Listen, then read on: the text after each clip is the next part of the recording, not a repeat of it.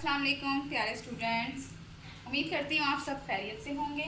चलें अपने लेक्चर को आज स्टार्ट करते हैं। आज हमारा लेक्चर पार्ट 2 है। ठीक है, सबसे पहले हम लोगों ने पार्ट 1 में कालमों की इकसाम पढ़ी थी।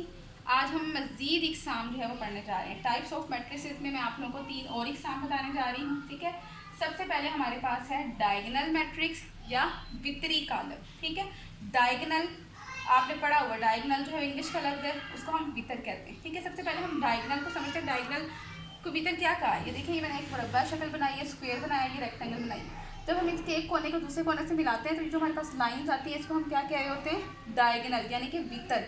ऐसे ही ये हमारे पास एक डायगोनल बन रहा है। रेक्टेंगुलर में बात करें तो 2 डायगोनल इनके होंगे। ठीक है, एक कोने से ऑपोजिट कोने तक ये जो लाइन जा रही है, ये इसको हम कह रहे हैं वितर या डायगोनल। ठीक है, किसी भी शक्ल के अंदर 2 वितर हो रहे हैं इन दोनों के अंदर। ऐसे ही आपने समझना है कि एक कालम है आपके पास।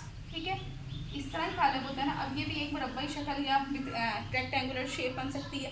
ठीक है, तो इसका वितर आपके पास क्या हो सकता है? ये हो सकता है, इस सूरत में हम जाएं, या ये हो सकता है। ठीक है, अब डायगोनल मैट्रिक्स, बिल्कुल डायगोनल को अगर हम समझ लेना तो हमारी ज़िंदगी आसान हो जाएगी। ठीक है, डायगोनल, हमने डायगोनल की रुख में जो है वो चेक करने हैं कि एलिमेंट्स कैसे होंगे। अब कौन सा डायगोनल लेना है? जब हम मैट्रिक्स की बात कर रहे हैं तो हमारे पास लीडिंग डायगोनल होना चाहिए। लीडिंग डायगोनल का मतलब क्या है? जहाँ से कॉलम शुरू हो रहा है वो वाला, वहाँ से लेना है हमने यहाँ तक वितर। ठीक है, यहाँ से कॉलम तो नहीं ना शुरू हो रहा, यहाँ से शुरू हो रहा है, तो जहाँ से शुरू होता है उस वाले हमने वितर को देखना है। अब क्या देखना है? डायगोनल या वितरी कॉलम वो कॉलम होता है जिसमें लीडिंग वितरी अरकान के अलावा जो बाकी रुकन होते हैं वो 0 के बराबर होते हैं। ठीक है, जैसे हमारे पास ये वितर मैंने बनाया हुआ, अगर ये हमारे पास 3/3 का कॉलम है, ठीक है, यहाँ पे 0 हो, यहाँ पे 0 हो, ठीक है, फिर हमारे पास यहाँ पे 0 आ जाएगा। ठीक है, ये आपके पास 0 है, ये 0 है आपके पास। ठीक है, और कितने 3/3 का है तो यहाँ आपके पास 0 आ जाएगा। क्लियर है सबको? यहाँ आपके पास 0 आ जाएगा। वितर के अलावा मैंने सारी जगह 0 लिख दिया। अब ये जो वितर है इस पर क्या आएगा? इस पर आपके पास कोई भी नंबर हो सकता है। ठीक है, 1 2 3, ये जो इस शेप का आपके पास कॉलम बन गया, इसको हम कहते हैं डायगोनल मैट्रिक्स या वितरी कॉलम। क्यों इसको कहा है? कि वितर में हमें कुछ रुकन नजर आ रहे हैं, वितर के अलावा जो बाकी सारे रुकन है वो 0 के बराबर है। ठीक है, ये आपके पास हो गया। अच्छा, अब हम ये नहीं हम कह सकते कि वितर में कभी 0 नहीं आएगा। हो सकता है कि कभी यूँ भी हो सकता है। ठीक है,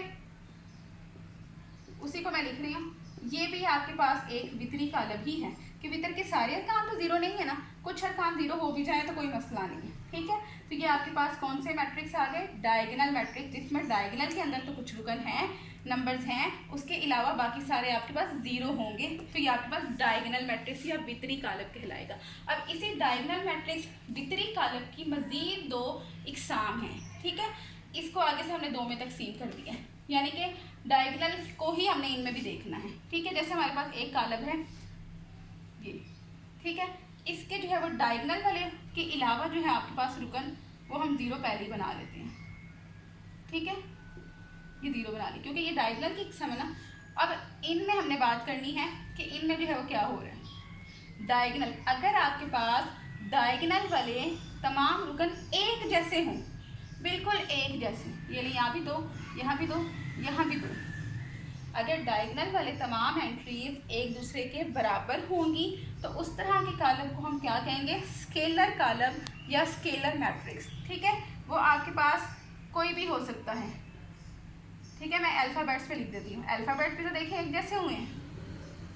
ठीक है, इस तरह का जो कॉलम होगा वो आपके पास क्या कहलाएगा? स्केलर कॉलम कहलाएगा, जिसमें वितरी अरकान एक जैसे होंगे। और वितर कौन से वाला?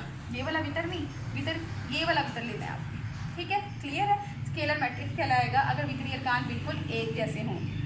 उसके बाद दूसरी किस्म आ जाती है डायगोनल मैट्रिक्स की, आइडेंटिटी मैट्रिक्स, वहदानी कॉलम, या फिर इसको हम एक और नाम से भी बुलाते हैं, ज़रबी ज़ाती कॉलम भी कहते हैं इसको। ठीक है, अब ये कैसा होता है?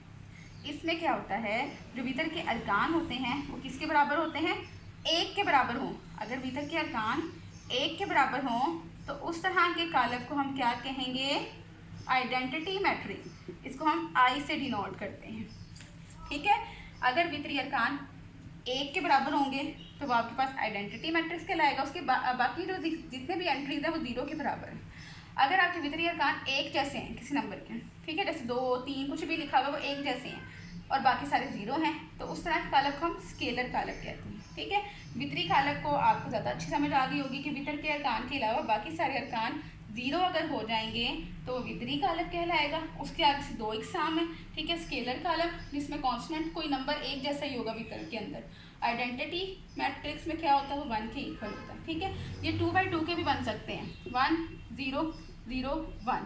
ये भी आपके पास जो है वो ये डायगोनल कालब थे, डायगोनल मैट्रिक्स थे। ये भी डायगोनल है, ये भी डायगोनल है, ये भी डायगोनल है, ये भी डायगोनल है। ठीक है, लेकिन ये वाला जो कालब है ये आइडेंटिटी कालब नहीं है। ये वाले कालब को हम कह सकते हैं कि ये स्केलर कालब है, स्केलर कालब है। यानी कि आइडेंटिटी मैट्रिक्स डायगोनल भी होता है, स्केलर भी होता है।